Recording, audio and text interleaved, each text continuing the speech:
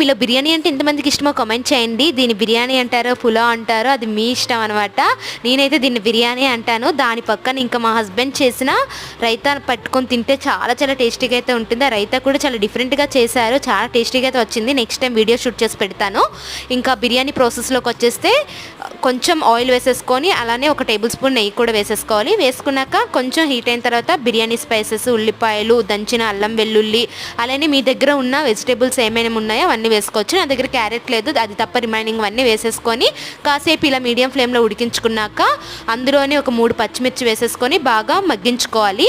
తర్వాత ఇందులోనే పసుపు, బిర్యానీ మసాలా, చికెన్ మసాలా, కొత్తిమీర, ఉప్పు అన్నీ వేసేసుకొని మీడియం ఫ్లేమ్లోనే చక్కగా ఫ్రై అయితే చేసేసుకోవాలి. ఇందులో మీకు పెరుగు వేసుకుంటే వేసుకోవచ్చు, లేకపోతే లేదు. నాకైతే నచ్చదు, నేను వేసుకోలేదు. తర్వాత వాటర్ ఇంకా రైస్ వేసేసుకొని 3 విజిల్స్ పెట్టుకుంటే చాలా టేస్టీగా అయితే ఉంటుంది. నెక్స్ట్ టైం మీరు కూడా